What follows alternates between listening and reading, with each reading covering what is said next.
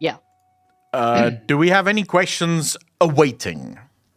Yes, actually, I have one that I thought would kind of kick off the tone for the Q&A, kind of following on the footsteps of your introduction there. All right. So Basically, angry and pissed off, mainly. more or less, yeah, like hot All takes for particular parts of Dragonflight. right. So we've talked about this in a podcast before, Uh-huh. and I saw a video uh, that Nixium did on it about the Dracthyr and the Invoker class. And Mm-hmm. something that I wanted to bring into this is because it's also another new member of the Discord asked kind of a similar question.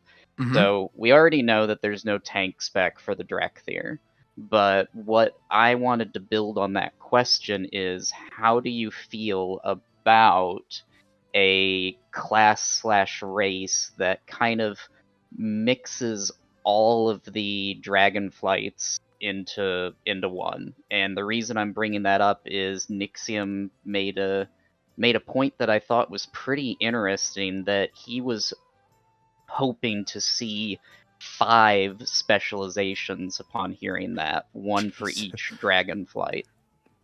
And before people kind of jump at that about 5 specs, druids have 4 and whatnot, he then built on that saying, what if you could mix and match? Like, you could add red and green and be a substantial healer. You could do blue and bronze or blue and black, blue and bronze being DPS, blue Yeah. and black, or just black in general would add that tank aspect to it. Mm-hmm. So, after listening to him and kind of seeing some of the stuff that the Dracthyr Invoker is doing, Mm-hmm. it does kind of feel like it's just another class. Like, I don't see where its niche is or where Yeah. the lore comes from. It doesn't really build on the lore of the dragon flights. Oh yeah. I mean, again, you can look at the videos about the Dracthyr to see. So Balila's average views on his channel per video, and this is no hate towards Balila. I watch every single video that Balila ever puts out. But his average views per video is usually anywhere from 130 to 170,000, right? On average. There are views that do a little bit worse, some views do a lot better, but on average, that's about 130 to 170k. Both of his Dracthyr videos, I think, is barely touching 80k. Taliesin and Evital, their videos also always score well into the 140s, upwards to almost 200,000 views. Both their videos on the Dracthyr getting, I think, just over 50k right now. And the last one was 3 days ago. So clearly no one is hyped for Dracthyr. And I think there's a number of reasons for that. Number one, when they announced that we're going to be able to play dragons, I don't think Dracthyr was what I was expecting. I'm going to be honest with you. They don't look like dragons, right? They don't strike me as like dragony, if that makes sense. So yeah, I don't know. I don't like the way they look. Dragons are supposed to be chunky, they're chunky boys. Yeah, for some reason the link is broken, Apocalypse. I have no fucking idea why that is. No idea. I think also the way they play doesn't really scream dragon kind. So I was watching Balila's tasting on this because surprise, surprise, guys, I don't have alpha. I don't know why Blizzard could be angry with me. It's not like I've spent the last 6 months shitting on WoW or anything, but clearly I'm not getting alpha. But I was watching Balila sort of play test the game, and it doesn't look bad, but it again isn't necessarily what I expected. And that's dangerous, right? Whether it's good or bad doesn't matter. If you announce something like dragons and then it doesn't feel like a dragon, that's difficult to come back from, right? Because as soon as you say dragons, people have this thing in their minds of what they want to see. And now that thing in their minds that they want to see isn't what they're seeing. And that's difficult. That's really difficult to come back from. So that right there, I think, is a big part of why the Drakthyr just don't feel that hyped at the minute. As for Nixium's suggestion, boy oh boy, would that be fun to balance. Fuck me, 5 specs. Now, I get what Nixium is saying, and I guess whenever we're talking about when we're talking about potential, there's no need to take into account things like balance because that's not the job. The balance should always come secondary to fun. And I don't know personally how much fun you could make a 5 spec class at the end of the day. Even if you did mixing matching kind of stuff, because basically what you're now saying is Drakthyr should play similar to old classes in WoW, where you had all 3 talent trees and you basically spec'd into the talent trees whichever way you wanted. And based on how you spec'd, that would so if you went more into Holy than Prot as a Paladin, you would be a healing Paladin, but you could have some survivability abilities if you wanted to as well. Or you could have some DPS abilities, so you could go Shockedon if you really wanted to, things like that. I remember one of my friends all the way back in Wrath, he had this sort of build for his Paladin, which went not all the way into Holy, but mostly into Holy, then into Red, which basically allowed him to spam Flash of Light as much as he wanted for like massive crazy fucking heals. He could literally just stand there spamming it, never run out of mana, and basically no tank could die while he was healing because he would have Beacon on one, Flash of Light on the other. Tanks would just always fucking full heals, right? So you could build stuff like that in the olden days.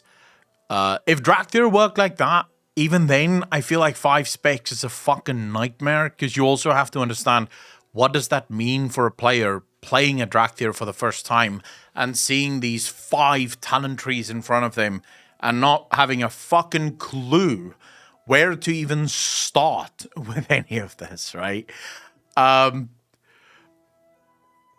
It would be cool, but it would be a nightmare, right? It would be an absolute fucking nightmare. I feel like it's still too early to really cast judgment on just where invokers are going to end up, and specifically where Drakthyr is going to end up. We'll have to wait and see for more players to actually get their hands on the class to see where that class actually falls. In terms of utility, in terms of how players want to play it, because there's a lot of movement within this class, and that, I know that's not the question, but I do want to sort of touch on it, because I wanted to make a video on this, and then I realized that's going to be the shortest video in the world. I don't have enough to say about it, so I'll just add it here instead. I'm starting to feel like there's a new trend with Blizzard Entertainment and the classes that they keep introducing, which makes me wonder what the next iteration for older classes is going to be once we see major reworks coming in. And believe you me, there will be major reworks for classes coming from next expansion. This expansion, they're basically keeping all of the classes the exact same way, only moving most of the abilities onto the talent tree so that you can build out your talent tree. Next expansion, we're going to see major reworks for almost all specs and classes. Why? Because that's literally what they used to do in the past. That's how they kept things fresh, just major reworks. Every expansion, there would be X amount of specs and classes that get reworks. But the last three classes that Blizzard have added, these being the Monk, the Demon Hunter, and then, of course, now the Drakthyr, have all been incredibly high on movement abilities. Like, their mobility is next level. And contrast that to old classes. Most old classes are incredibly sort of immobile, right? Like, everyone has a movement ability, but for the most part, that movement ability for a mage, for example, blink. They can blink twice, then it goes on cooldown. And it's not really something that's sort of heavily used unless in an oh shit moment. Just because you could blink into shit as quickly as you could blink out of shit. Warlocks, for example, their movement is very much based on precognition, so they have to know that they're going to move somewhere if they want to move there. Shamans have wolf form, and enhancement shamans can close the gap to the target relatively quickly. Druids have one blink, sort of, in cat form, and then, of course, a sprint in cat form as well. But, you know, compare that to what monks can do, what demon hunters can do, and what now Dracthyr can do. And it's clear that Blizzard is picking up the pace when it comes to mobility. And I wonder what that's going to mean for the future of for the future of class design in World of Warcraft.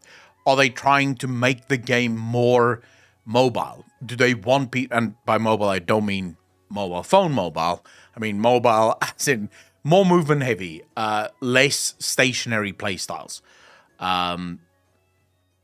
Could be interesting to see where that goes. Is there anything else to that question, Moni? No, I think you hit on a lot of the keynotes that I had in mind as well, because my take on it is that the Drakthyr, they just don't feel like the dragon aspects. They don't feel like dragons to me. They feel like little, like, just half dragon casters instead of actual tried and true dragons. The fact that they're all range and there's no melee is also kind of strange to me. I mean, I would get that for some of the other dragonflights like blue and bronze, but there's several of them that are more melee focused. Yeah. I absolutely agree with you. I just quickly want to say, your Brooncoat, go stand in the fucking corner, bro. You're gonna ask in my stream what's wrong with mobile? Bro, you gotta be fucking tripping. Like, what are you doing, bro? What's wrong with mobile? Fucking everything, dude. There is not a thing in this world that I despise more than fucking mobile games, bro. Like, oh my Jesus. I hate mobile with a passion.